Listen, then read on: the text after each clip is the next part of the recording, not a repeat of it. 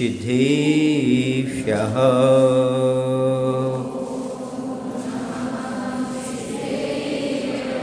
ॐ नमः सिद्धेभ्यः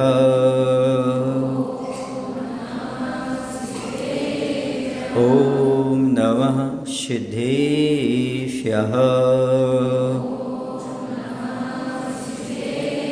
तज्जयति परमज्योति समं समस्तैरनन्तपर्यायै दर्पणतलयो सकला प्रतिफलति पदार्थमालिका यत्र प्रतिफलति पदार्थमालिका यत्र। बोलिए उत्तम आर्जव धर्म की देवादिदेव श्री महावीर भगवान की, आचार्य गुरुदेव भगवान श्री विद्यासागर जी महाराज की, आचार्य समय सागर जी महाराज की।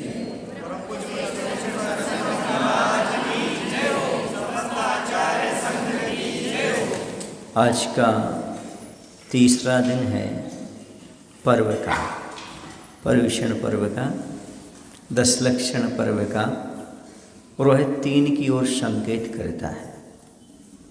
3 को सीधा करना है, 3 को सरल करना है। अड़ोसी पड़ोसी को नहीं, अपने ही पड़ोसी को, मन को, वचन को और काय को। इन मन वचन काय को सीधा करना है। अभी तक अनादिकाल से टेढ़े टेढ़े चलते आए हैं, इन 3 के बारे में बात करना है। तो आर्जव धर्म का अर्थ होता है रजोर्भावः आर्जवः, ऋजुता का भाव, सरलता का भाव आर्जव धर्म कहलाता है। मन वचन काय की सरलता, जीवन में सादगी, भोलापन, निष्कपट भाव, स्वाभाविक परिणति, ईमानदारी, पारदर्शिता, उन्मुक्त हृदय होना, ये सब आर्जव धर्म के ही नाम है। चाहे मृदुता कह लो, चाहे ऋजुता कह लो, कठोरता का अभाव, कुटिलता का अभाव, ये सब जो कहलाते हैं ये आर्जव धर्म की ओर ले जाने वाले होते हैं। कल हमने बात की थी कठोरता को छोड़े, मान को छोड़े। आज कुटिलता को छोड़ने की बात है। कुटिल भाव को छोड़े। पहले कठोर भाव छोड़ना था, अब कुटिल भाव छोड़ना है। क्योंकि जो कठोर और कुटिल होते हैं वो डूब जाते हैं, जो सरल और तरल होते हैं वो तैर जाते हैं। कठोरता, कुटिलता, बक्करपना और मान से भरा जीवन डूबता है, और जिसके अंदर सरलता होती है, सहिष्णुता होती है, वह जीवन में तरलता होती है, वह जीवन में हमेशा तैरता रहता है। समझ आ रहा है आपको? एक छोटा सा कंकड़ भी क्यों ना हो, वह भी पानी में डालो तो डूब जाता है, क्योंकि कठोर होता है। और एक मात्र थोड़ा इतना इतना सारा 1-1 किलो 2-2 किलो तेल भी डाल दो तो पानी में क्या होता है, वो तैरता रहता है, घी तैरता रहता है। कठोर छोटा भी हो तो डूबता है, और तरल कितना भी बड़ा हो, कैसा भी हमेशा तैरता है। कहने का तात्पर्य चाहे छोटा हो चाहे बड़ा हो, कठोरता रखेगा तो डूबेगा और तरलता रखेगा तो तैरेगा। ये मायने हमने आपको समझाए। आर्जव धर्म का मायना कि पारदर्शिता रखो। जो पारदर्शिता नहीं रखते वो समाज में गड़बड़ी पैदा करते हैं। हमेशा पारदर्शिता रख करके ही कार्य करना चाहिए। पारदर्शिता रखने से हम विश्वास पात्र बनते हैं, और पारदर्शिता नहीं रखते हैं तो विश्वास खो जाते हैं। हमारी ईमानदारी, हमारी सरलता तभी है जब हम पारदर्शी बन करके अपना जीवन जीवें। पारदर्शी का अर्थ होता है जैसे कांच होता है ना, आर पार देख लो आप, जैसा बाहर वैसा अंदर, वैसे हम व्यवहार करें सबके साथ। जैसे हम अंदर हैं वैसे बाहर, जैसे बाहर है वैसे अंदर। दिखावा ना करें, दिखावा से बचना भी आर्जव धर्म कहलाता है। अब अगली बात कहता हूँ, कुटिलता क्या चीज़ है? उसकी विपरीत जो है वो कुटिलता है। सरलता के विपरीत कुटिलता है, जिसे मायाचारी कहते हैं। आजव धर्म का विरोधी तत्व को यह तो मायाचारी। मायाचारी किसे कहते हैं? कथनी और करनी में अंतर होना सो मायाचारी कहलाती है। कहना कुछ और करना कुछ, ये है मायाचारी। फिर है छल कपट, एक दूसरे को धोखा देना, छल करना, कपट करना, ये मायाचारी है। बनावटीपन, जो हम नहीं हैं वही दिखने का भाव होना, बनावटीपन करना। इसके बाद वक्रता, हमेशा टेढ़ी बात करना, तिरछे ही चलना, समाज से पृथक ही चलना, परिवार से पृथक ही चलना, कोई कुछ भी बात रखे अपनी बात अलग ही चलाना, ये भी एक वक्रता कहलाती है। कृत्रिमता, कृत्रिमता माने बनावटीपन भी कह लो, कृत्रिमता एक ही है। दिखावा, अधिक समय आपका दिखावा में निकलता है। दिखावे में दो काम होते हैं, कर्ज भी बढ़ता है, कर्म भी बनता है। जितना दिखावा करोगे, दिखावा के कारण पैसा खर्च करना पड़ता है तो कर्ज बढ़ जाता है। जितना दिखावा करोगे उतनी लग्जरी लाना पड़ती है, फैसिलिटी लाना पड़ती है, तो कर्ज भी बढ़ जाता है, कर्म भी बढ़ता है, कर्म का बंध भी होता है और कर्ज भी बढ़ता है। तो ये कहलाता है आपका दिखावा। फिर आता है आपका बहरूपियापन। मंदिर में कुछ और रूप होता है, बाजार में कुछ और रूप होता है, मुनि महाराज के सामने कुछ और रूप होता है। समझ में आ रहा है आपको? मीटिंग में कुछ और रूप होता है, ये कहलाता है बहरूपियापन। फिर दोहरापन। दोहरापन समझते हो, बहुत सारे मुखौटे लगा करके कभी ऐसा कभी ऐसा, नहीं तत्काल पलट जाना, ऐसी बात कहते कहते तत्काल पलटा खा जाना। समझ गई ना? ये कहलाता दोहरापन। बगुला भगत, बोला हुआ समझते हो, ऊपर ऊपर से भक्ति करना, अंदर कुछ और चाहे रखना, अंदर और दुराव भाव रखना, ये कहलाता है बगुला भगत। चापलूसी, कुछ काम पड़ा तो जय हो जय हो जय हो जय हो, और अपना काम निकला तो गायब, ये चापलूसी होती है। समझ गए ना? कुछ लोग ऐसे होते हैं, खूब मुख पर प्रशंसा करते, खूब प्रशंसा करते, बाद में वही जा करके बुराई करते हैं। ये जीव मर करके मच्छर बनते हैं। हाँ, एक आचार्य कुंतु सागर जी हुए हैं, दक्षिण के हुए हैं, आयनापुरकर। उन्होंने भाव त्रैफलदर्शी ग्रंथ लिखा है संस्कृत में, बहुत पुराने हुए। तो उन्होंने लिखा है कि मच्छर कौन बनता है। तो उन्होंने कहा जो साधु के पास पहले आता है, उनकी चापलूसी करता है, उनकी सेवा वैयक्ति करता है, मीठे मीठे वचन बोलता है, और धीरे से पीछे जाकर के बुराई कर देता है। समझे ना?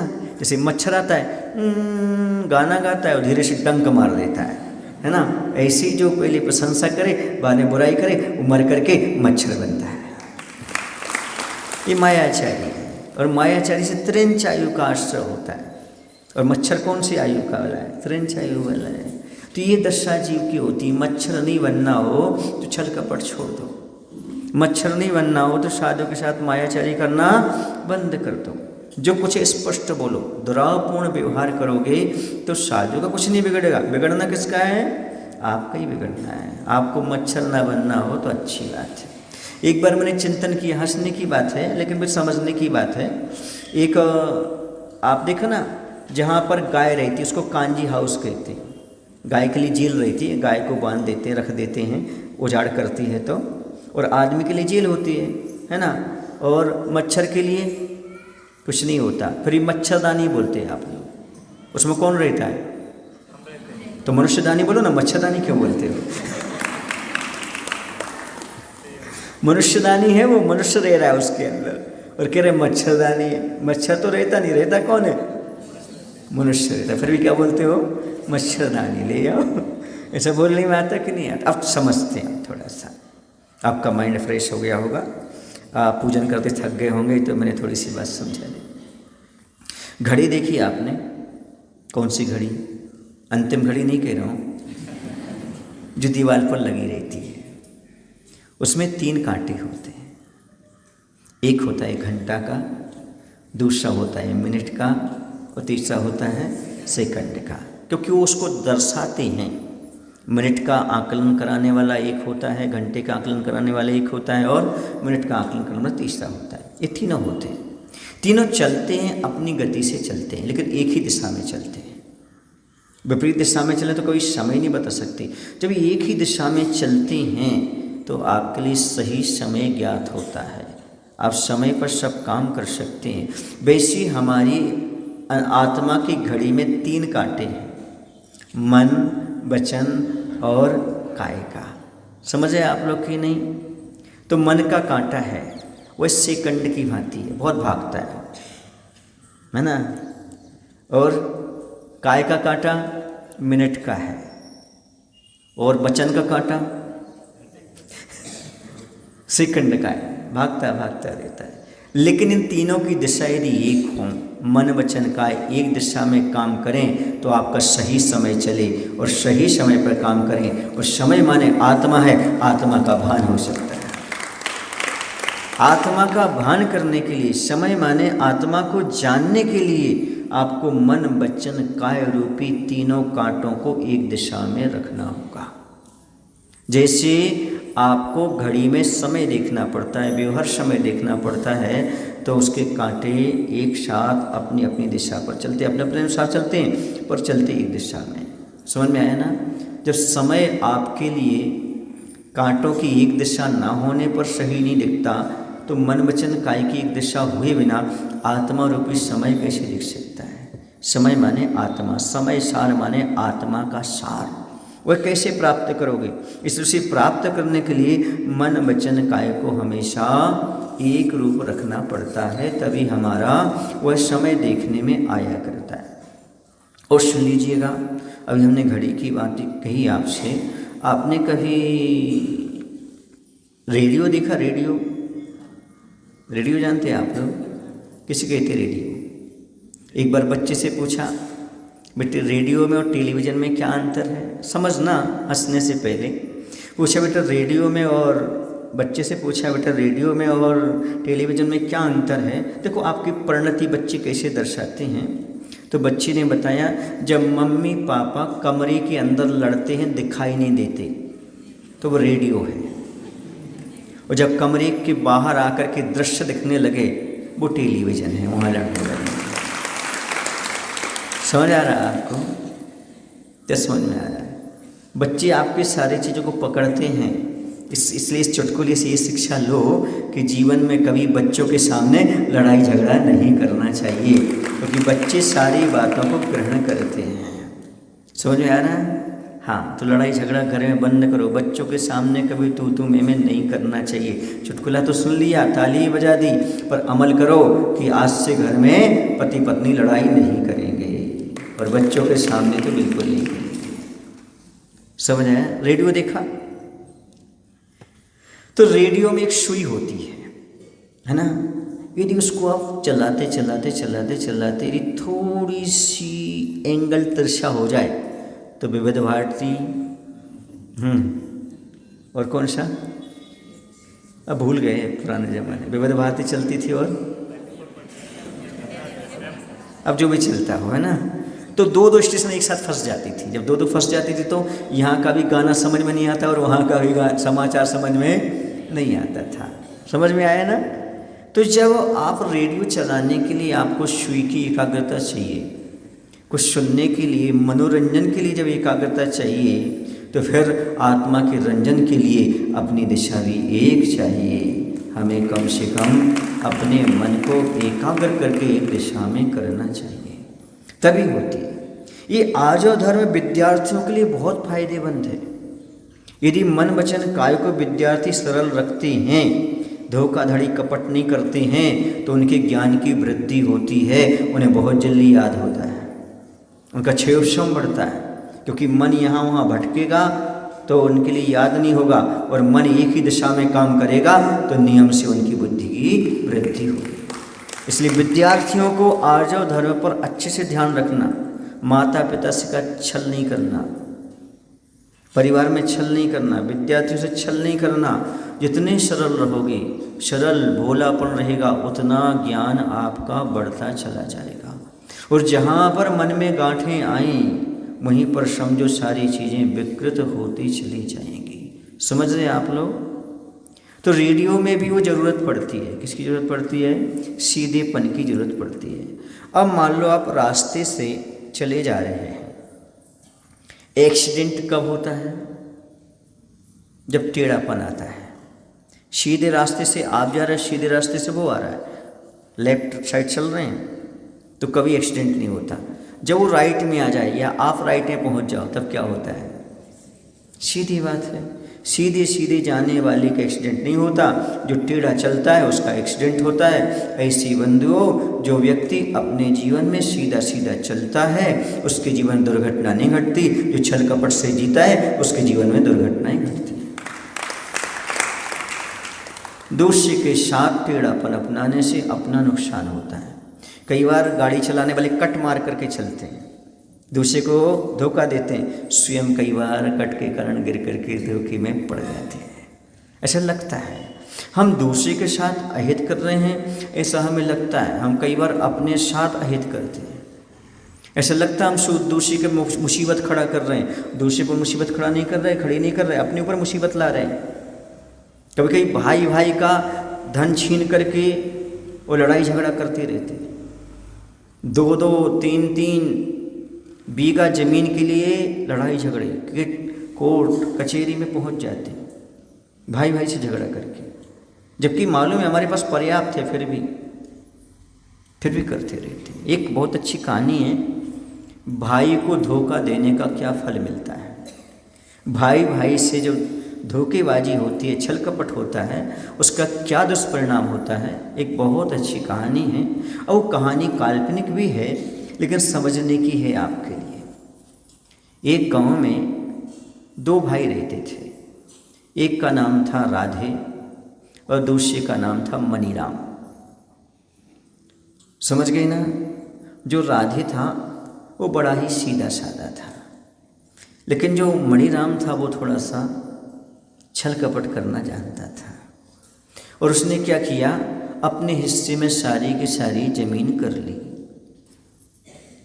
राधे बेचारा कुछ नहीं बोला, ठीक है अब जैसा मिल गया, भोला भाला आदमी था। समझ रहे, आजकल के ज़माने में भोले वाले की कीमत नहीं है, क्योंकि लोग जितना भोले हो जाओ उतने लोग ठगते रहते हैं और मिसयूज करते रहते हैं। ऐसा प्राय देखने को मिलता है। फिर भी उसने भोलापन नहीं छोड़ा। उसने सोचा ठीक है भाई, अब जितना है अपन रोजी रोटी कमाना है, अपन दूसरे गांव चलते हैं। वो वहाँ से दूसरे गांव चला गया। जब दूसरे गांव जाने लगा तो कहते हैं कर्म तो साथ में रहते हैं, मुसीबत उसके साथ चलना शुरू कर दी। मुसीबत समझते हैं आप लोग, आपत्ति कह लो, मुसीबत कह लो, संकट कह लो। तो जैसे वो चला तो पीछे से एक महिला आ गई। उस महिला का नाम था मुसीबत। आपकी पत्नी का नाम नहीं ले रहा हूँ मैं, ना आप बोलो कि मुसीबत हमारे घर पड़ी है, गली पड़ी है। वो पीछे पड़ गई तो उसने कहा तुम कौन हो? बोले मैं मुसीबत हूँ। बोले मैं आपके साथ चलती हूँ। कर्म सिद्धांत समझना, कर्म किसी को नहीं छोड़ता, कर्म सबके अपने साथ चलता है। गांव बदलने से कर्म बदला नहीं होता। वह चल दिया। उसने कहा एक काम करो, हम लोग अपने परिवार के सब सामान लिए हुए हैं, एक चाक है, चक्की, पहले चक्की होती थी पत्थर की, बोले ये अपने सिर पर रख लो, तुम भी चलो। मुसीबत ने एक मुसीबत और खड़ी कर ली। चाक अपने ऊपर, चक्की जो थी ऊपर रख के चलती रही। आगे गई, एक नदी पड़ी, नदी में सब लोग पार करने लगे। सबके पास हल्का सामान था, सब पार कर गए, लेकिन मुसीबत कीचड़ में फंस के रह गई, फंसी रह गई। वो तो आगे निकल गया, आगे निकल कर गया। जाने के बाद आचार्य कहते हैं द्रव्य क्षेत्र काल का प्रभाव पड़ता है। नदी पार करते ही उसका भाग्य बदल गया। यहाँ क्षेत्र का प्रभाव कुछ था और वहाँ का क्षेत्र का प्रभाव कुछ अलग हो गया, क्योंकि कर्म द्रव्य क्षेत्र काल भाव को लेकर के फल देते हैं। वहाँ जाकर के उसने खूब धन कमाया, इतना धन कमाया कि अपने जो भाई ने उसके साथ छल कपट किया था उससे ज़्यादा उसने संपत्ति प्राप्त कर ली। कहते हैं ना, जो सरल परिणामी होते हैं बहु संपदा, उनके घर में बहुत संपदा आ जाती है। दिनों दिन उसकी वृद्धि हो गई। एक दिन ये भाई पहुंच गया, ये शालू भाई, धोखेबाज भाई। उसने कहा भाई ये तो बताओ आपको इतनी संपत्ति कहाँ से हो गई, इतने बड़े आदमी कहाँ से हो गए? उसने हकीकत बता दी। क्या बता दी? हकीकत बता दी। मुसीबत को मैं छोड़ करके आ गया और यहाँ आया तो मैं बहुत खुश मिजाज हूँ। उसे मालूम पड़ा मुसीबत कहाँ है, बोले नदी के अंदर है। उसने सोचा अब एक काम करते हैं, मुसीबत को छुड़ाते हैं और उसके पास भेज देते हैं, फिर से वो गरीब हो जाएगा। तो देखना भाई का बुरा चाहने वाले का क्या होता। वो आया उसने देखा कि मुसीबत फंसी हुई है, उसने मुसीबत को नदी से निकाला। वह प्रणाम करती है मुसीबत, बोली कहिए क्या आज्ञा है। उसने कहा तुम अपने पुराने मालिक के पास चले जाओ। तो मुसीबत कहती है मूर्ख हो क्या, जिस व्यक्ति ने हमें नदी में छोड़ कर के और अपनी रास्ता नाप ली, हमें छोड़ दिया, उसके साथ कैसे जाएंगे? आप भले आदमी हो, आपने मेरी मदद की है, अब तो मैं आपके साथ चलूँगी। और उसके साथ हो गई। बताते वो मुसीबत जब से उसके घर में आई, वो कंगाल हो गया, गरीब हो गया। चप्पा रे आपने ताली क्यों बजा दी? मैं न समझे। जो दूसरों को मुसीबत खड़ी करते हैं, मुसीबत उनका पीछा नहीं छोड़ती है। जो दूसरों को गड्ढा खोदते हैं, उन्हें भी गड्ढा खुदा हुआ मिलता है। इसलिए कभी भाई से भाई को छल नहीं करना चाहिए, वरना एक दिन दरिद्रता का मुख देखोगे, गरीबी का मुख देखोगे। भाई भाई से छल करके कहाँ जाएगा? देखो महाभारत को पढ़ लो अच्छी तरह से, आपको ज्ञात हो जाएगा छल करने का क्या परिणाम है। दुर्योधन ने कितनी बार छल किया, इतना तक कि सोए हुए भाइयों को लाक्षागृह में जला दिया। छलवश तो महल बनवाया, महल में रखा गया। सलाई किसकी थी? शकुनी मामा की। सुन रहे ना? जब तक अपने घर में, परिवार में, समाज में शकुनी मामा रहेंगे, तब तक महाभारत खड़े होते रहेंगे। इन्हें शकुनी मामाओं से बचने का प्रयास करो। ये भिड़ाने का काम ही करते रहते, इनका काम ही है भिड़ाना मात्र। और लाक्षा महल का तैयार भी करवा दिया, वहाँ आग भी लगा दी, पर वो पुण्यशाली जीव थे, सारे के सारे भाई माँ के साथ सुरंग बना करके बाहर निकल गए। सरल स्वभावी को कहीं ना कहीं रास्ता मिल जाता है। मायाचारी करने वाला मायाचारी ही करता रहता है। अब ऐसा लग रहा है कि लाक्षा हवन बनाया था सम्मान के लिए, नहीं, सम्मान के लिए नहीं, जलाने के लिए। देखो दिखने में तो आदमियत सी लग रही है, लेकिन अंदर क्या भरी हुई है? शैतानियत भरी हुई है। महल बनाने के पीछे भी, दान देने के पीछे भी शैतानियत अंदर पड़ी हुई है। सोचो, विचार करो।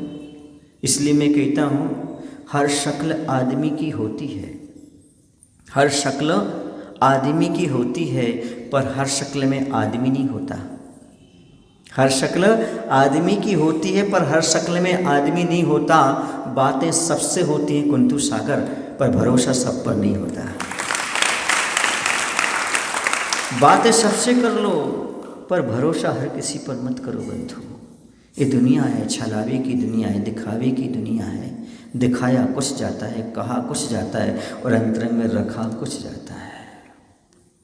समझ आ रहा है? आपको लगता होगा कि दूसरे धोखा देते हैं, नहीं नहीं, अपने ही धोखा देते हैं। आजकल के माता पिता को अपने बच्चों पर बहुत विश्वास रहता है। महाराज जी हमारी बच्ची पर बहुत विश्वास है, हमारे बच्चे पर बहुत विश्वास है, हमने बाहर पढ़ने के लिए भेज दिया। मैं उनसे पूछना चाहता हूँ, विश्वासघात कौन करता है? जिस पर विश्वास होता है। बोलो ना भाई, विश्वासघात कौन करता है? जिस पर विश्वास होता है। जिस पर विश्वास नहीं, विश्वासघात कैसे करेगा? वही विश्वासघात करता है जिस पर आप जितना विश्वास रखो। याद रखना, कभी कभी अपने ही अपने को घात करते हैं, जैसे दांत ही अपनी जीभ को काटा करते हैं। दांत हमेशा नहीं काटते, कभी कभी एक आध बार काटता है तो फिर मालूम पड़ जाता है। ऐसी बेटा बेटी कब काट के चले जाएं, कब आपके लिए दुख दे के चले जाएं, कोई भरोसा नहीं होता है। इसलिए हमेशा भरोसा मत किया करो। याद रखना, माता पिता से जो धोखा दे करके अन्य जगह शादी विवाह करते हैं, वो सबसे बड़ी मायाचारी करते हैं। और ऐसी मायाचारी करने वाले को आगे मनुष्य पर्याय नहीं मिलती, त्रियंच पर्याय मिला करते हैं। ये बहुत बड़ी मायाचारी है, इसे आप समझते हो मैं सेल्फ डिपेंड होना चाहता हूँ? नहीं, उपकारी के प्रति मायाचारी, सामान्य व्यक्ति के प्रति मायाचारी करो फिर भी थोड़ा सा क्षमा हो जाए, लेकिन उपकारी के प्रति मायाचारी ये क्षम्य नहीं है।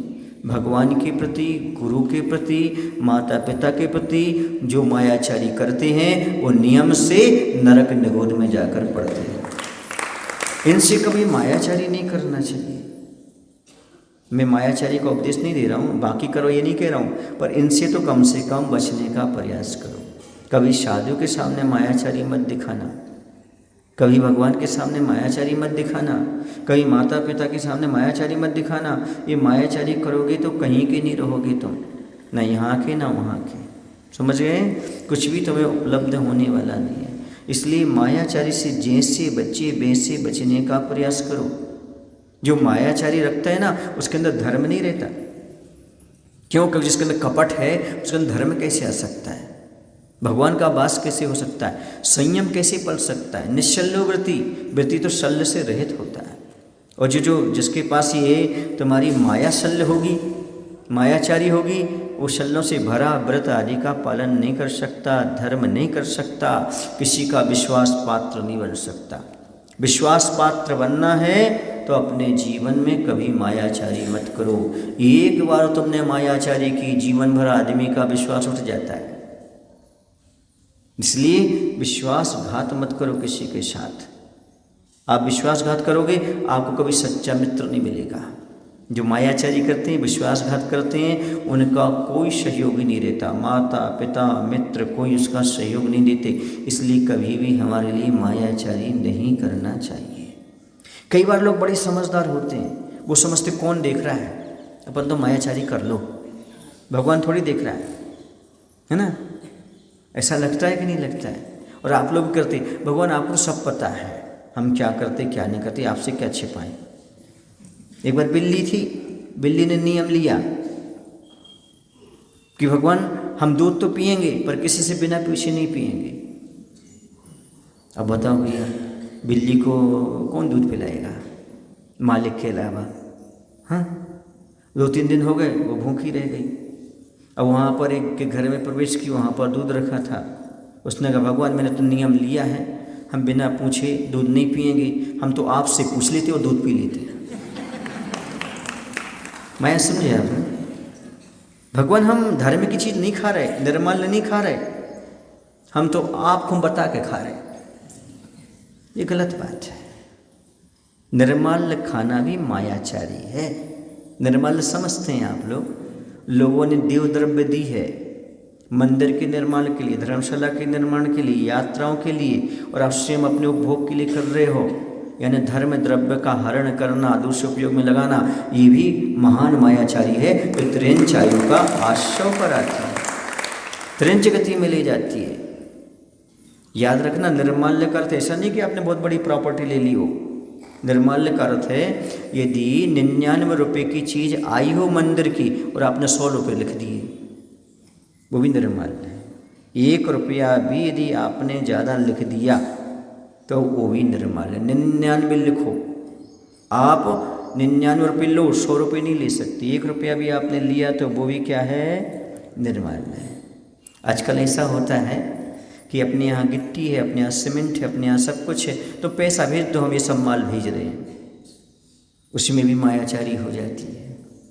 इसका ध्यान रखना चाहिए। निर्मल द्रव्य का भक्षण कभी नहीं करना, क्योंकि निर्मल द्रव्य का भक्षण करने वाले जीव लंगड़े, लूले, विकृत, विक्षिप्त होते हैं इसी भाव।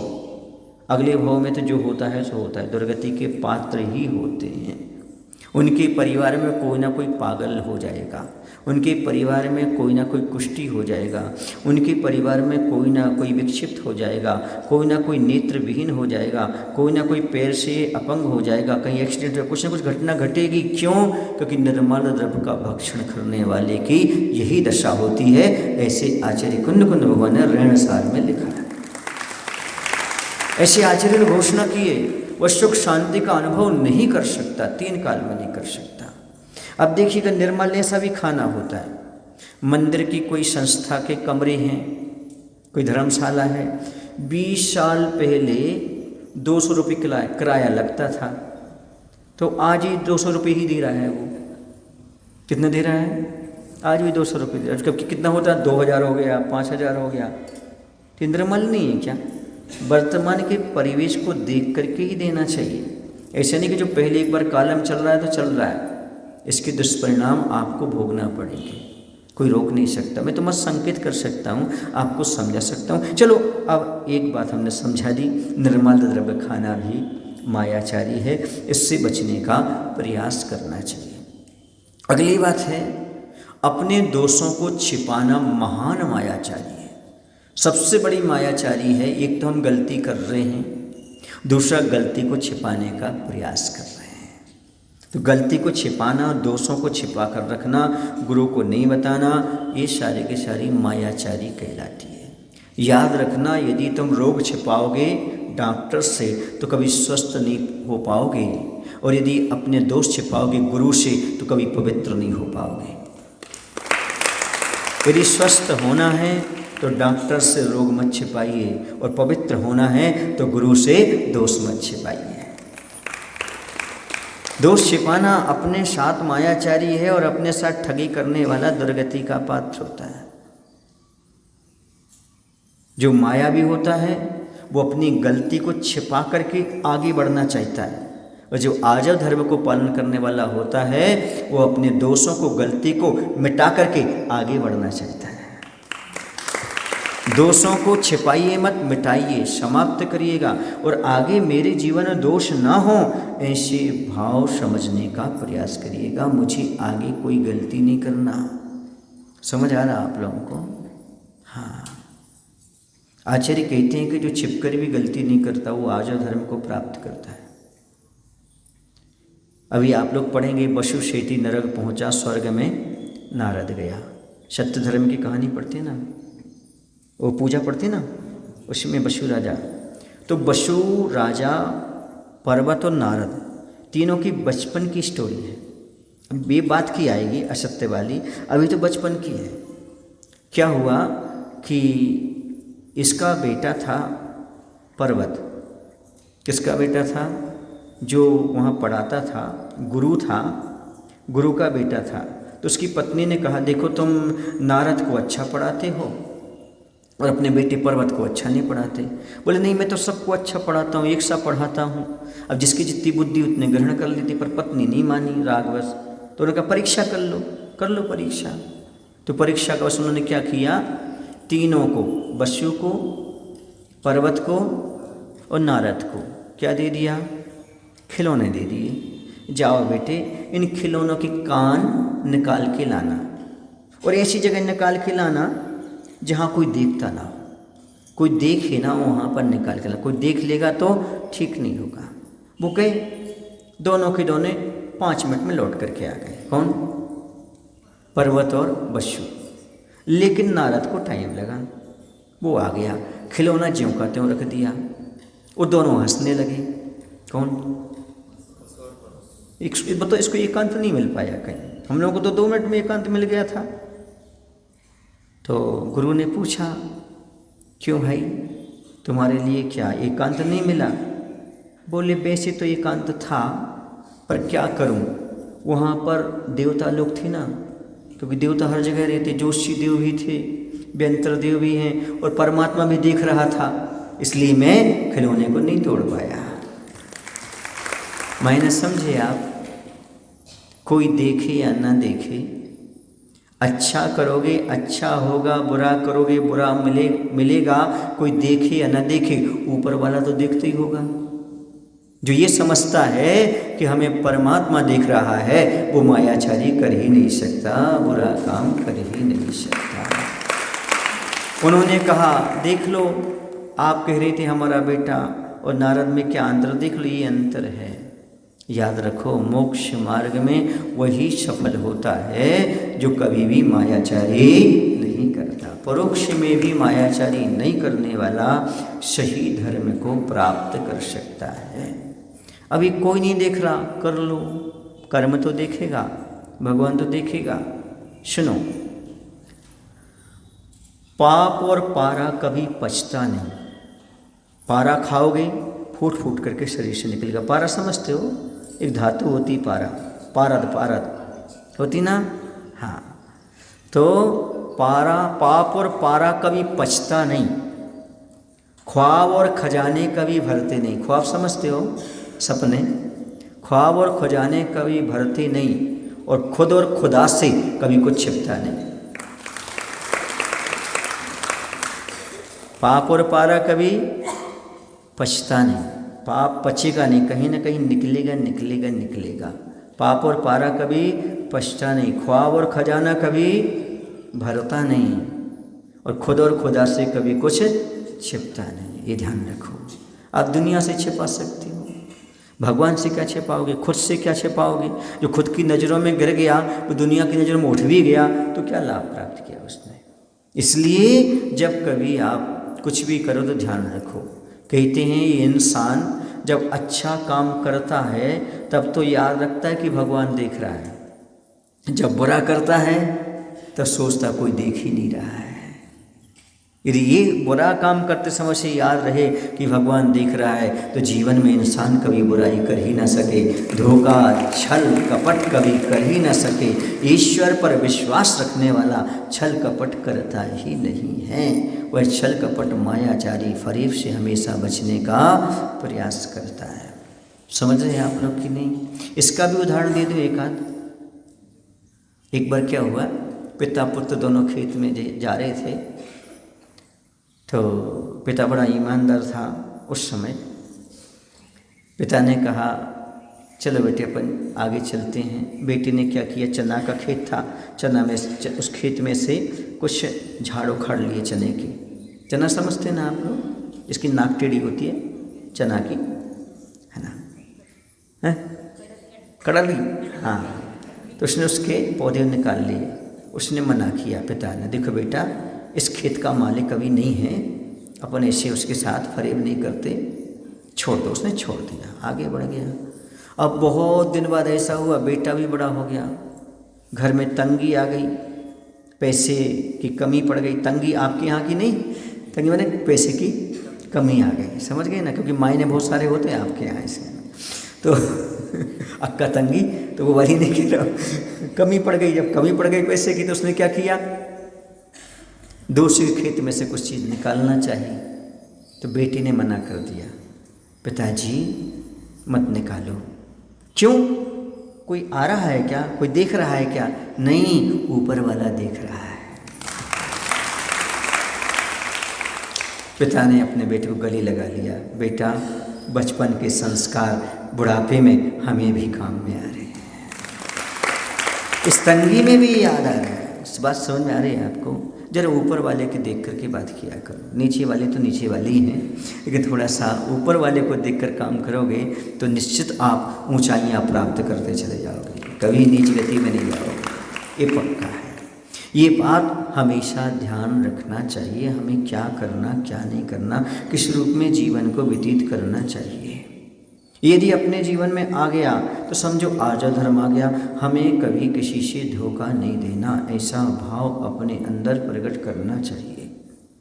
हम छलावा करेंगे तो हमारे लिए नुकसानदायक है। याद रखो, तुम छल दुनिया से कितना भी कर लो, पर छाले दुनिया को पड़ने वाले नहीं हैं, छाले तो हमारी आत्मा में ही पड़ने वाले हैं। ये ध्यान रखो, कर्म का बंध तो हमें ही होने वाला है, क्योंकि कर्म एक ऐसा न्यायाधीश है जो निष्पक्ष न्याय करता है। वह कहता है तुमने कर्म किया है तो तुम्हें भोगना पड़ेगा, आज नहीं तो कल, कल नहीं सो परसों, अभी तो पड़े हैं बरसों। आप कर्म से नहीं बच सकते। कर्म सिद्धांत को ध्यान में रख करके कभी किसी के साथ मायाचारी मत करो, कभी किसी के साथ दुराव मत करो, छलाव मत करो। ये धोखा छल हमेशा दुखदाई होता है। छल करने वालों के पुर ना बसें, पुर माने गाँव। जो छल कपट करते हैं उनकी कभी धन संपत्ति बढ़ती नहीं। और छल कपट से यदि तुमने धन संपत्ति कमाई है अनीति अन्याय से, तो नीतिकार लिखते हैं 10 वर्ष से ज़्यादा नहीं टिकती। और मैं तो कहता हूँ वो टिकती ही नहीं है, लगता है टिकी हुई है। कहीं ना कहीं से बीमारी में कहीं ना कहीं खर्च करना पड़ेगी उसके लिए। स्वयं परेशान रहेगा, दूसरा परेशान रहेगा, वो पच ही नहीं सकता। ये नियम है। इसलिए पाप की कमाई से बचो, आपकी कमाई खाओ, बाप की कमाई से भी बचो। 3 प्रकार की कमाई होती है, एक बाप कमाई, एक आप कमाई और तीसरी पाप कमाई। तो बाप की कमाई से बचो, नहीं तो आलसी हो जाओगे, कुछ नहीं कर पाओगे। पिताजी ने कमा के रख दिया, खाओ उड़ाओ, तो आलसी हो जाओ, कुछ नहीं कर पाओगे। इसलिए अब आप कमाई, स्वयं कमाओ और स्वयं खाओ। समझ में आ रहा है आप लोगों की नहीं? हाँ, स्वयं कमा करके खाओ, वही आपके लिए पचेगी, वही दान में काम में आएगी। पाप की कमाई तो मत लो किसी को धोखा दे करके, किसी के साथ गलत व्यवहार करके, मिलावट करके, दिखावा करके, ये सब करने के बाद झूठ बोल करके जो कमाया आपने, वह आपके लिए सुख शांति देने वाला नहीं। इसको बोलते पाप कमाई। धोखे से कमाई हो, दगाबाजी से कमाई हो, किसी की छीनी हो, झपटी हो, ये पाप कमाई है। याद रखो, तुम दूसरे की धन दौलत छीन सकते हो पर उसकी किस्मत नहीं छीन सकते। किस्मत तो उसकी किस्मत ही होती है। इसलिए कभी भी किसी की अच्छी चीज़ पर, चाहे वह वस्तु हो, चाहे व्यक्ति हो, चाहे कुछ भी हो, अपनी नज़रें मत बिगाड़ो, अपनी नीयत खराब मत करो। क्योंकि नज़र बिगाड़ोगे तो नज़रिए बिगड़ जाएंगे, और ये तुम नीयत बिगाड़ोगे तुम्हारी किस्मत बिगड़ जाएगी। नज़रें सुधारोगे, नज़ारे सुधर जाएंगे, तो अपनी नीयत सुधारो और आपकी किस्मत सुधर जाएगी। किसी ने लिखा है इसी के बारे में, जिसकी किस्मत खराब हो उसका साथ देना, जिसकी किस्मत खराब हो उसका साथ देना, लेकिन जिसकी नीयत बुरी हो उसका साथ कभी मत देना। नीयत समझते हो, अंदर की खोट, अंदर खोट पड़ रही हो उसको, वो बुरी पड़ रही है उसकी, उसका साथ मत देना, क्योंकि वो कभी भी आपके साथ फरेब कर सकता है, आपके साथ धोखेबाजी कर सकता है। उससे हमेशा बच कर के रहो। एक बार कोई आपको धोखा देता है तो ये उसकी गलती है, पर आप दोबारा मौका देते हो तो ये आपकी गलती है। नहीं समझे? आपको कोई एक बार धोखा दे रहा है तो समझ लेना कि वो उसकी गलती है, पर आप धोखा खाने के बाद भी पुनः उस पर विश्वास कर रहे हो, समझ लेना ये आपकी गलती है। आजकल माता पिता ऐसे ही करते हैं। बच्चे ने एक बार गलती की, उसको माफ़ कर दिया और फिर खुला छोड़ दिया, तो समझिए आपने बहुत बड़ी गलती कर रहे हैं। अब तुम मूर्ख हो, वो नहीं है, तुम गलती कर रहे हो। याद रखना, वो तुम्हारे साथ फरेब करेगा। एक बार धोखा दिया, दोबारा भी दे सकता है। इतनी जल्दी विश्वास मत किया करो आप उस पर, बहुत जल्दी विश्वास कर लेते हो। और प्राय करके दुनिया में सबसे सरल काम है, लिख लो, सबसे सरल काम है माता पिता को बुद्धू बनाना। क्योंकि माता पिता प्रेम से भरे होते हैं, उन्हें कभी भी बुद्धू बना सकते हो तुम, और वो बुद्धू बन भी जाते हैं, क्योंकि हमारे बेटे पे भरोसा है, हमारा दिल का कलेजा है, वो गलत कर ही नहीं सकता। तो सबसे आसान काम है आज के युग में अपने माता पिता को बुद्धू बनाना। माता पिता समझ रहे हैं कि वो धर्म कर रहे हैं, बेटा पता नहीं किससे बातें कर रहे हैं, बेटी किससे बातें कर रही है। वो पता है माता पिता जो समझ रहे हैं कि बेटा जो है ना कॉलेज पढ़ रहे हैं, यहाँ पढ़ रहे हैं, वहाँ पढ़ रहे हैं, उन्हें पता नहीं वो कौन से गार्डन में है, कहाँ घूम रहे हैं, कौन सी थिएटर में बैठे हुए हैं, माता पिता को पता नहीं। ये मायाचारी चल रही है, सोचो ना, विचार करो थोड़ा सा। इसलिए मायाचारी को छोड़ने का प्रयास करो। कुछ लोग कहते हैं महाराज जी ज़्यादा सीधे साधे होना भी तो आज के ज़माने में अच्छी बात नहीं है। लोग ठगते हैं, बुरा समझते हैं, समझने दो, लेकिन सुख सरलता से ही मिलेगा, सादगी जीवन जीने से ही मिलेगा। अब देखो किसी कवि ने लिखा है, क्या लिखा है, उन्होंने लिखा है, अधिक सरलता सुख नहीं, देखो विपिन मझार, टेढ़े बिरवा खड़े रहे, सीधे कटे हजार। नहीं समझे? विपिन मानो तो जंगल। अधिक सरलता सुखकारी नहीं है। जंगल में जाके देखो, जंगल में सीधे सीधे वृक्ष कट जाते हैं और टेढ़े खड़े रहते हैं। वो कवि लिख रहा है, क्या लिख रहा है कवि? इसलिए सीधे होना अच्छी बात नहीं है। कभी कभी आपका भी मन ऐसा लगता है कि भोले वाले सीधे होना भी अच्छा नहीं है, पर कवि ने इतना ही सोचा, मैंने उससे आगे सोचा। पूछो कैसे सोचा? अब देखिएगा, सीधे सीधे वृक्ष कट गए, कटने के बाद आकर के ध्वजदंड बन गए, मंदिर के दरवाजे बन गए, प्रतिमा बन गई, देश का ध्वजा फहराने वाले बन गए, महाराज के पाटा बन गए, बैठने के लिए इतनी प्रगति कर गए ना। लेकिन जो टेढ़े वृक्ष थे उनको काटा और चूल्हे में रख दिया, वो जल गए। बोलो सरलता अच्छी है कि कुटिलता अच्छी?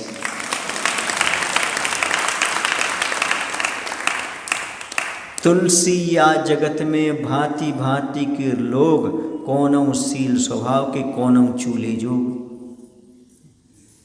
समझ रहे ना? कुछ लोग शील स्वभाव के होते हैं और कुछ चूल्हे में रखने योग्य होते हैं, वो कोई काम के नहीं होते, लूगरा बन जाते हैं। लूगरा समझते हैं आप लोग? जलती लकड़ी को आधी जली आधी मुझको लूगरा बोलते हैं बुंदेलखंड में। तो ऐसे बन जाते हैं। क्या बनना आपको? ध्वजदंड बनना है, मंदिर का दरवाजा बनना है, महाराज जी का आसन बनना है, कि चूल्हे में जाना है? यदि चूल्हे में जाना हो, जलना हो, जीवन समाप्त करना हो तो टेढ़ापन रखो, और सीधे बनना हो और आपको कुछ अच्छा पाना हो, ऊंचा सिंहासन बनना हो, कुछ अच्छाई को प्राप्त करना हो तो सीधापन रखो। कालांतर में अच्छाई ही काम में आती है, बुराई थोड़ी सी अच्छी नज़र आती है, लेकिन बाद में अच्छाई ही नज़र आती है। बुराई कभी अच्छी हो नहीं सकती, न कभी हुई है और न कभी होगी। इस बात को हमेशा अपने जीवन में ध्यान रखना चाहिए कि हमें जीवन में जितना बने, जिस रूप में बने, उस रूप में हमें सीधे होने का ही चलना है। ठीक है, कुछ लोग कहते हैं अरे ये तो सीधा साधा आदमी आ गया, लोग परेशान भी करते हैं, स्कूल कॉलेज में भी लोग परेशान करते हैं, है ना? ये जी बहन जी आ गई हैं जो सीधे साधे कपड़े पहन कर जाते हैं, उन पर टॉन्टिंग कसते हैं। होता है कि नहीं होता है? होता है। ये आज का ज़माना, ये नहीं होता तो ज़माना किसका है? क्योंकि यहाँ दुनिया में पापियों की भीड़ लगी है, धर्मात्मा बहुत कम मिलते हैं इस संसार में, बहुत कम लोग मिलते हैं। देखो ना, रावण ने इतनी सी मायाचारी की, ज़्यादा पाप नहीं किया उसने। सीता के साथ गलत व्यवहार नहीं किया रावण ने, रखे रहा। उसका नियम था जब तक पर नारी मुझे स्वीकार नहीं करेगी तब तक उसे हाथ नहीं लगाऊंगा, ग्रहण नहीं करूंगा, ये उसका नियम था। लेकिन मायाचारी की, क्या मायाचारी की उसने? सीता को मायाचारी पूर्वक उठा करके ले गया। उसका परिणाम है कि उसका आज कोई नाम लेना पसंद नहीं करता। सुन रहे हैं आप लोग? हाँ, एक बात थोड़ी सी बोलूं। मैंने सुना है कि रावण की 10 मुख थे, सुनने में आता है। तो कितनी आँखें हो गई उसकी? 20 आँखें हो गई। कितनी आँखें हो गई? 20 आँखें हो गई। तो 20 आँखों से उसने एक नारी पर दृष्टि बिगाड़ी थी। आपकी कितनी आँखें हैं? आप कितनों पर बिगाड़ते हो? वो रावण खतरनाक है कि आपके अंदर का रावण खतरनाक है? जरा विचार तो करो। इस पर ताली नहीं बजाई आपने, है ना? रावण के पास कितनी? 20 के बाद एक पर दृष्टि बिगाड़ी। तुम्हारे पास 2 हैं, तुम कोई भी गली चलते हुए, रास्ते चलते हुए पर दृष्टि बिगाड़ देते हो। रावण कौन खतरनाक है? अंदर देखो कौन रावण है। इसलिए रावण का पुतला मत जलाओ दशहरा पर, अपने अंदर पलने वाले रावण की वृत्ति को जलाने का प्रयास, उसको समाप्त करने का प्रयास करो, डीपली जाने का प्रयास करो, भावों को समझो। मात्र बाहर से कोई क्रिया करने में आनंद मत मकाओ। अब चलिएगा, अगली बात मैंने कही थी, मन वचन काया की सीधी सरलता होना चाहिए। देखिए, आप लोग कभी सीधी रेखा खींचे? सीधी रेखा कैसे खींचे? लंबी खींचना हो तो कुछ रखना पड़ता है, उसको स्केल बोलते हैं। क्या बोलते हैं इसको? स्केल के बिना आप सीधी रेखा नहीं खींच सकते। सुन रहे हैं आप लोग? कितना कठिन काम है एक सीधी रेखा खींचना भी बिना स्केल के नहीं। वैसे बंधु, यदि सीधा मोक्ष मार्ग की रेखा खींचना है तो क्या चाहिए? आचार्य कहते हैं रत्नात्रय का स्केल चाहिए। रत्नात्रय के स्केल के बिना आज धर्म आ ही नहीं सकता, वो स्केल चाहिए। सम्यक दर्शन, सम्यक ज्ञान, सम्यक चारित्र का स्केल जब मिलेगा तब क्या होगा? क्या होगा? सीधी लाइन खींचेगी। सुनने आ रहा है आपको? सीधी लाइन खींचने के लिए भी स्केल की, रत्नत्रय का स्केल चाहिए। अब एक बात और मिलती है आर्य धर्म में, कथनी और करनी का एक होना सो आर्य धर्म है। कथनी माने जो कहो सो वो करो, ऐसा नहीं कहते कुछ हो और करते कुछ हो। मन में हो सो वचन उचे, वचन हो सो तन से करिए। ऐसी आप लोगों के मुख से मिलती है। सुने आप लोग की नहीं? ऐसी बात मिलती है। बीच में एक बात और कर लूँ। देखो, कई बार ऐसा होता है कि माता पिता की गलती होती है, बच्चे भागते हैं, गलत कदम उठाते हैं तो माता पिता की गलती होती है। एक तो वो बहुत उम्र कर देते हैं शादी के लिए। शादी की उम्र 21-22 से ज़्यादा नहीं होना चाहिए। ज़्यादा करोगे तो उस समय उद्वेग रहता है शरीर में, मन में, तो गलत कदम उठा सकते हैं। दूसरे, यदि आपको मालूम है वो परिवार जैन हैं, सभ्य है, अच्छे हैं, धन दौलत से कमज़ोर हैं, तो वो मत देखो। धन दौलत तो आती जाती है। यदि आपको संस्कारवान रखता है और अपने बच्चे के भाव हैं तो उसको उससे संबंध स्थापित कर देना चाहिए, ज़्यादा विकल्प नहीं पालना चाहिए। कोई गलत कदम क्यों उठाते हैं? तो माता पिता की भी कमजोरी रहती है। माता पिता सब चीज़ें देखना चाहते हैं, लड़का भी अच्छा हो, संस्कारवान भी हो, धनी भी हो, सब कुछ हो, एक साथ कभी नहीं मिलता। ध्यान रखना, गरीब का आदमी सुधरा मिलेगा, जबकि बड़े का आदमी नियम से बिगड़ा ही मिलता है। हमने देखा है, प्राय करके देखा है। इसलिए इसमें सावधानी रखो अपने जीवन में कि सब चीज़ें एक से नहीं मिलती। देखो, धन तो कभी भी कमा लो, सुने ना, रसगुल्ला खा के बिना रह सकते हो दाल रोटी में, लेकिन यदि वो शराब पी के आएगा तो कैसे रहोगे घर में? इसका विवेक होना चाहिए। यदि लड़का धार्मिक है तो सुकून है घर में। क्यों सुकून है?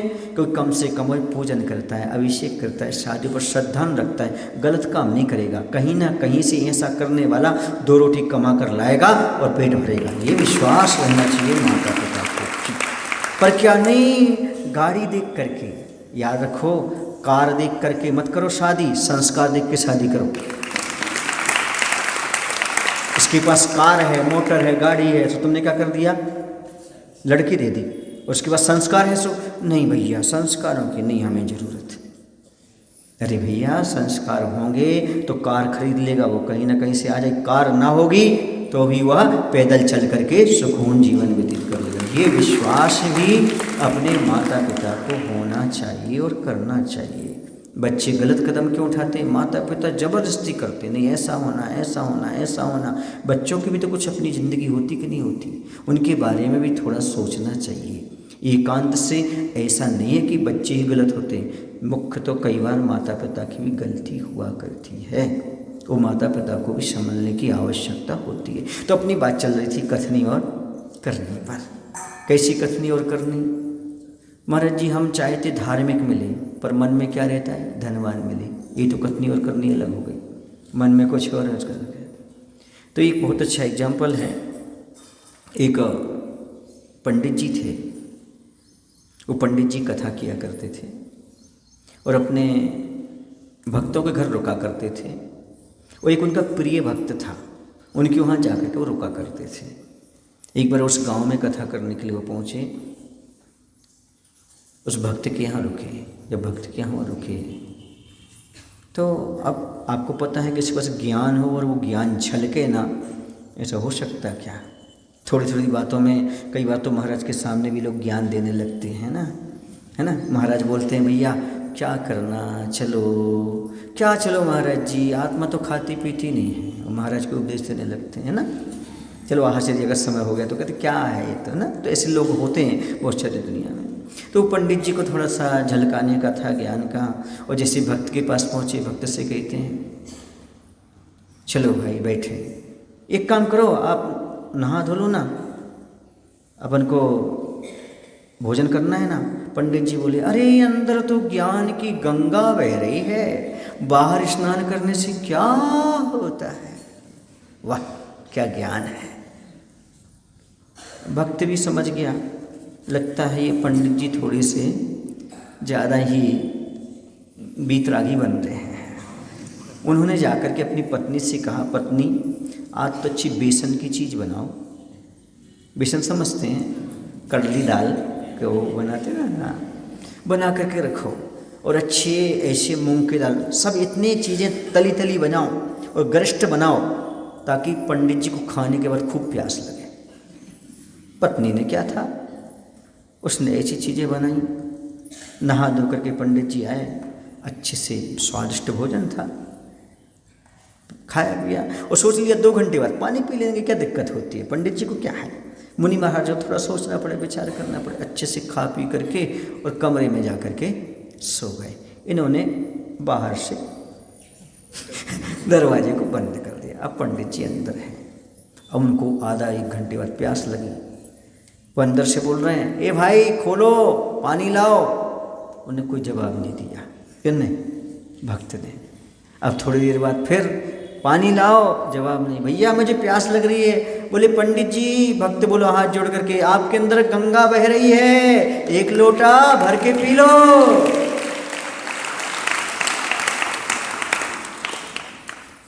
समझ में आया? कहना तो बहुत आसान है, लेकिन करना बहुत कठिन होता है। जो बातें हम संसारी प्राणी को समझाते हैं वो अपने पास है कि नहीं है। उपदेश बोध हो जो सार्थक हो, उपदेश बोध हो जो अपनी भी करने में थोड़ा सा ढला हुआ हो। हमारी कथनी और करनी जब एक नहीं होती तो सामने वाले को प्रभाव नहीं पड़ता। समाज पर साधु का प्रभाव ज़्यादा क्यों पड़ता है? क्यों पड़ता है? क्योंकि साधु स्वयं अपने जीवन में अमल करता है, तब सामने वाले को बोलता है तो उसके जीवन में भी असर पड़ता है। लिख लो, वही उपदेश प्रभावी होता है, वही उपदेश प्रभावी होता है जो वाणी से नहीं आचरण से अभिव्यक्त होता है। हम लोगों ने जब आचार्य को आहार दिया, आप लोग पूछते होंगे महाराज जी आप आहार में कुछ त्याग क्यों नहीं करवाते, लोगों को नियम क्यों नहीं देते? जब मैंने आचार्य को आहार दिया, आचार्य ने कुछ नहीं छुड़वाया हमसे, कोई नियम नहीं दिया। सुन रहे आप लोग कि नहीं? लेकिन आचार्य की चर्या देख करके ऐसा कोई नियम नहीं बना जो मैंने नहीं लिया।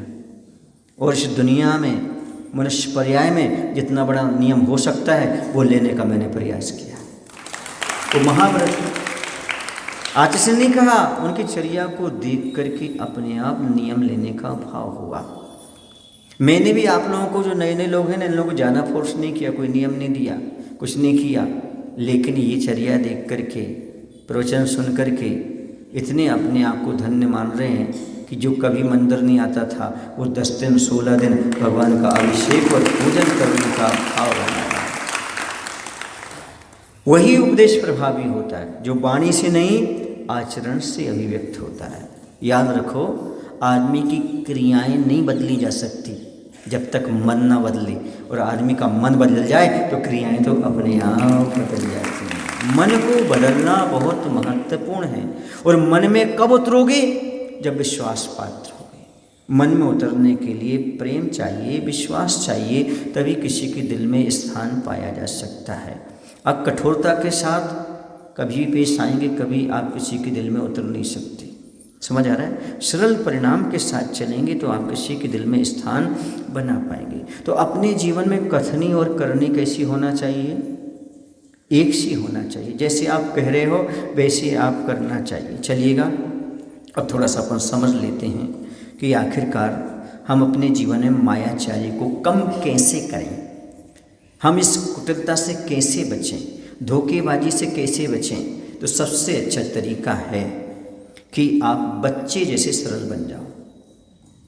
बच्चे में जैसी सरलता होती है वैसी सरलता आ जाए। बच्चे में कैसी सरलता होती है? बच्चे को पिताजी दरवाजे पे खड़ा करके गए और अंदर चले गए और बोल गए, बेटा कोई आए तो उससे बोल देना पापा घर पर नहीं है। कोई व्यक्ति आया, उसने पूछा, बेटा पापा कहाँ हैं? बोले पापा अंदर गए हैं और बोल गए कोई आए तो कहना कि पापा घर पर नहीं है। बालक दम सरलता मम हृदय में आ जाए, फिर अपने जीवन में जल्दी मुक्ति धाम मिल जाए। बालक को जैसी सरलता अपने अंदर आ जाए तो जल्दी मुक्ति मिल जाए। पर हम बालक जैसे सरल नहीं हो पाते ना। समझ में आ रहा है ना? उसने बात पूरी कह दी लेकिन सरलता के साथ कह दी। उसके पास मायाचारी नहीं है। बुरा नहीं मानना, बच्चों को असत्य बोलना हम सिखाते हैं, बच्चों को मायाचारी हम सिखाते हैं। यदि हम सरल हों, मायाचारी रहित हों, तो बच्चा तो वैसे सरल था और सरल जीवन व्यतीत कर लेगा। समझ में आ रहा है? ये सारी कुटिलताएं हमारे अंदर हैं। ये चुटकुला नहीं है, हकीकत है। ये हमारे जीवन की हकीकत ऐसी है। हम इस प्रकार का काम करते हैं। तो विकल्पों से शून्य हो जाओ, बड़े मत बनो, बच्चे बनकर के जियो। एक बार आचार्य बता रहे थे हम लोग को स्वाध्याय में कि यदि विकल्पों की शून्यता रखने चाहते तो बच्चे बन जाओ। बच्चों को कोई विकल्प नहीं होता। घर में क्या हो रहा है, दुनिया में क्या हो रहा है, उन्हें तो खाने पीने और सोने मिल जाए, काम चल जाता है। ऐसे साधु के लिए करना चाहिए, समाज में क्या क्या हो रहा है इसमें मत उलझो उनकी आपस की लड़ाई में। अपना स्वाध्याय सामायिक करो, आहार करो, प्रवचन करो और शांति से रहो, आप विकल्पों से रहित हो जाओगे। तो एक महाराज जी ने पूछ लिया, महाराज जी फिर बड़ा होना ही नहीं चाहिए क्या? तो आचार्य ने कहा अकल से बड़े होना चाहिए। किससे बड़े होना चाहिए? अक्ल तो अच्छी हो, ज्ञान से बड़े हो, लेकिन व्यवहार में बिल्कुल बालक जैसे सरल होना चाहिए, तभी विकल्पों से बच पाओगे, वरना नहीं बच पाओगे। समझ रहे हैं? और थोड़ा सा सीधापन लाने का प्रयास करो, सीधे हो, कैंची मत बनो, सुई बनो। कैंची क्या करती है? टेढ़ी होती है, तो क्या करती है? काटती है। सुई क्या होती है? सीधी होती है। किसका काम करती है? छिलने का काम करती है। आप समाज में क्या हो? कैंची हो? कैंची हो कि सुई हो? ध्यान रखो, समाज में कैंची कहीं मत बनना तो सुई बनने का प्रयास करना। कभी समाज को काटने का प्रयास मत करना, समाज को जोड़ने का प्रयास करना। एकता की बात करना तो आर्य धर्म है, और समाज को काटना तो मायाचारी है। जिस समाज में रह रहे हो समाज को मत काटो। वो तो ऐसा हो गया कि एक मूर्ख आदमी जिस पेड़ की डाल पर बैठा उसी डाल को काट रहा है। इसलिए कभी मूर्खता मत करना, उस समाज में रहकर उस समाज को काटने का भाव मत करना, क्योंकि ये भी मायाचारी है, ये भी दुर्गति का कारण है। कभी अपनी समाज जैसी समाज है बोलना हमारी समाज बहुत अच्छी है, बहुत बढ़िया है, क्या बोलना? बोलो ना, सब लगा कि समाज कैसी है? अच्छी है, बोलो ना। इतनी देरी क्यों लगा रहे हो? अच्छा महाराज जी कैसे हैं? इतनी जल्दी क्यों बोल दिया फिर आपने? ऐसे बोलो, हमारी समाज कैसी है? आप जल्दी बोला, ऐसे जल्दी बोला। कोई बोले समाज कैसी है? अच्छी है। घर की घर में, बाहर तो हम अच्छे हैं। आचस्सी कहते हैं, सुनो क्या कहते हैं आचस्सी, घर में भले आपस में तुम 100 अलग रहो और 5 अलग रहो, ठीक है ना? महाभारत में 100 अलग रहो और 5 अलग, लेकिन जैसे बाहर आओ तो 1 से 5 हो जाओ, तभी आपकी एकता बहुत बड़ी चीज़ है। जैसे हमने सदलगा में देखा, भले 5-7 अलग रहो, 100 अलग रहो, लेकिन जैसे यहाँ पर समाज का कार्य आया सब 105 यहाँ आ गए। ये बहुत अच्छी चीज़ होना चाहिए। यही समाज की एकता बना के रखेगा, यही काम करेगा। ठीक है, हमारे आपस के बाद आपस के, यदि महाराज ने कहा है हम सबको एक होकर के अपने धर्म की भावना में आगे आना चाहिए। आज तो मैं दोनों हाथों से आशीर्वाद दे सकता हूँ यहाँ के पदाधिकारियों को, यहाँ के समाज को। बस ऐसे ही, भले आपस में मतभेद हो पर मनभेद नहीं करना। मतभेद सब जगह होते हैं, लेकिन मनभेद नहीं करना, मन एक बना कर रखना। हमारे बुजुर्ग, हमारे छोटे, हमारे जवान सब एक हैं, सभी का सम्मान करते चले जाओ, समाज का नाम आगे बढ़ाते चले जाओ।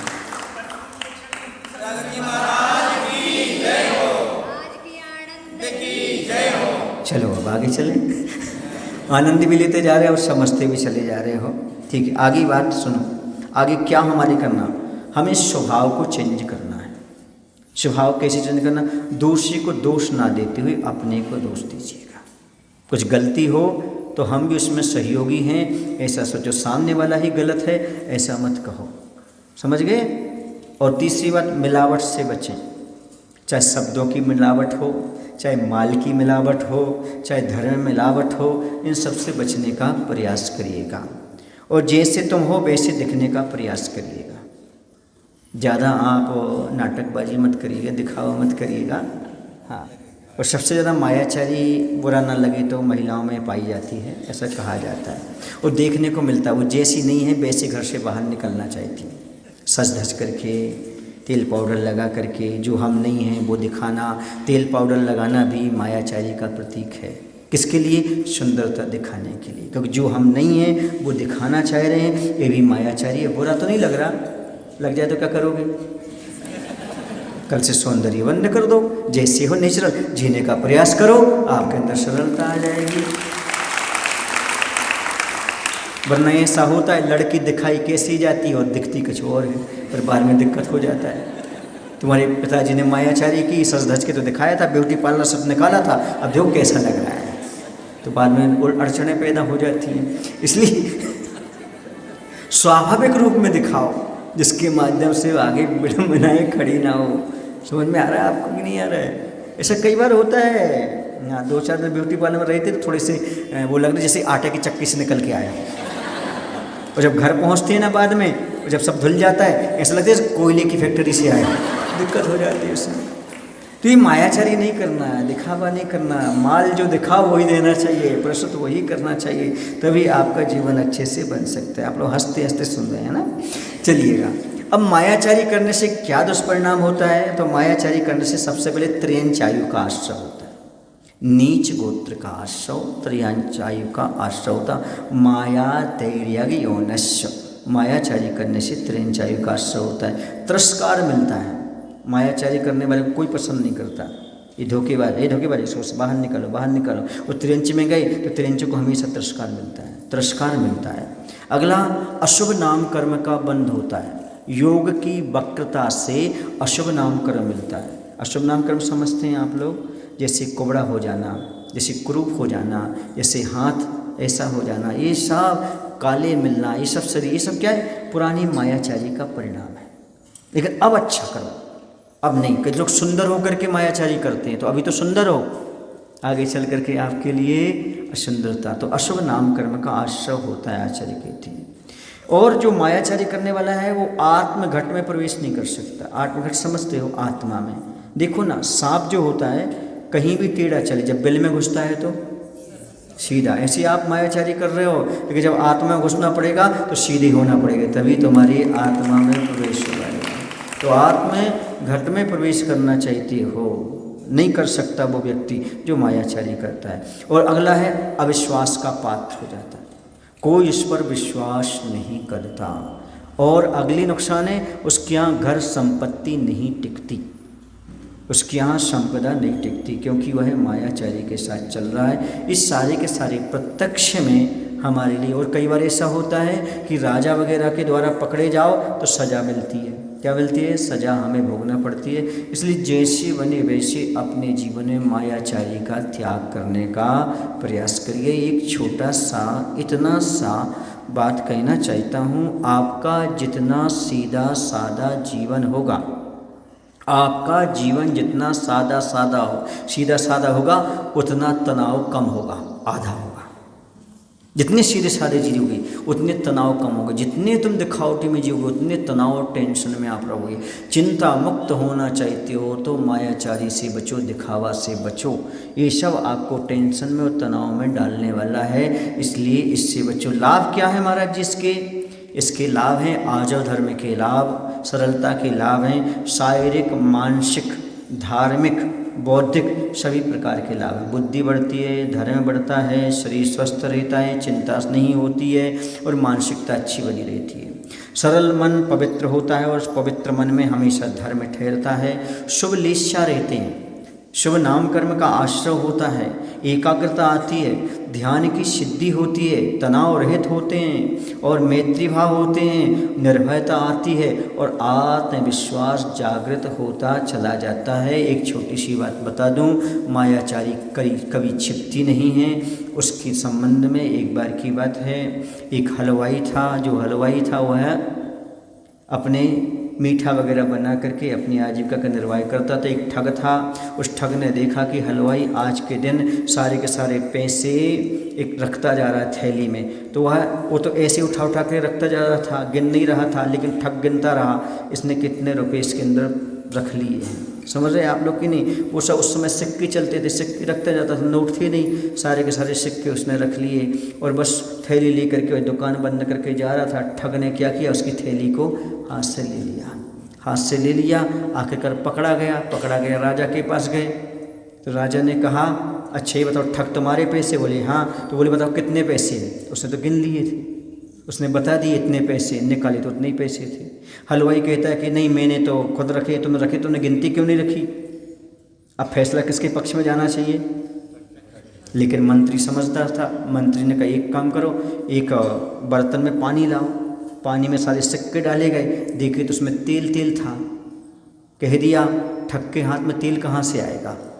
तेल तो आएगा हलवाई के हाथ में आएगा, तो ये पैसे में तेल निकल रहा है, इसका अर्थ ही हलवाई के हैं, उसके लिए आप कितना भी कर लो, कहीं ना कहीं से ठगी पकड़ी जाती है। आज नहीं तो कल याद रखो, कोयला तुम छिप पर भी खा लो तो मुँह काला होकर रहता है। कोयला छिप कर भी खा लो तो मुँह काला होकर रहता है, और दूध और पानी का पानी एक ना एक दिन होकर के रहता है। इसलिए मायाचारी से बचो, अपने जीवन में सरलता अपनाने का प्रयास करो। बोले महावीर भगवान की, आचार्य गुरु भगवान श्री विद्यासागर जी महाराज की। हे प्रभु, हम सभी को ऐसी शक्ति, ऐसी बुद्धि देने की कृपा करो ताकि हम धोखाधड़ी से, छल कपट से बचने का प्रयास करें और अपने जीवन को सरल, सादा और सुंदर, धर्ममय बना सकें। नमोस्तुभ्यं, बोधि समाधि परिणाम।